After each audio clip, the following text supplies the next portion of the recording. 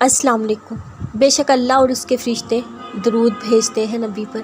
ए ईमान वालो, तुम भी उन पर दरूद भेजो, खूब सलाम भेजते रहा करो। दरूद शरीफ के तो करिश्मे ही और हैं। आप अल्लाह से कभी भी तब तक मोहब्बत नहीं कर सकते जब तक आपको उस नबी करीम सल्लल्लाहु अलैहि वसल्लम से मोहब्बत नहीं हो जाती। क्यों? क्योंकि आप किसी इंसान को तब तक फॉलो नहीं कर सकते जब तक आपके दिल में उसके लिए मोहब्बत ना हो।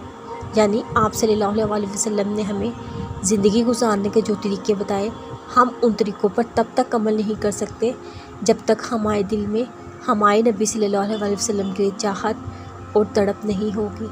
जिसके लिए हमारे दिल में चाहत और तड़प होती है, उसके लिए हम दुआ करते हैं। इसी तरह रसूलुल्लाह सल्लल्लाहु अलैहि वसल्लम पर दरूद भेजना, उनसे अपनी मोहब्बत का इजहार करना है। जब रसूलुल्लाह सल्लल्लाहु अलैहि वसल्लम आपसे खुश होंगे, अल्लाह भी आपसे खुश होगा। प्यारे नबी सल्लल्लाहु अलैहि वसल्लम के करीब रहने वाला कभी भी अल्लाह से दूर नहीं जा सकता।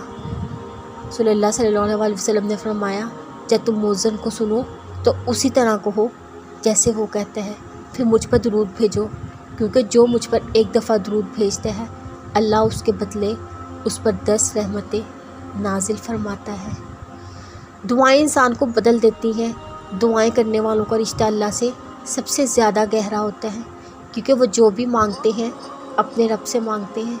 फिर वो सुकून हो या फिर हदायत हो, अच्छा वक्त हो या फिर बुरा, अल्लाह से कभी भी दुआ मांगना नहीं छोड़ना चाहिए, क्योंकि दुआएं हमें अल्लाह से जोड़े रखती हैं। दुआएं ही हैं जो हमें टूटने नहीं देती। सो अपने लिए, दूसरों के लिए हदायत, ईमान की दुआ किया करें।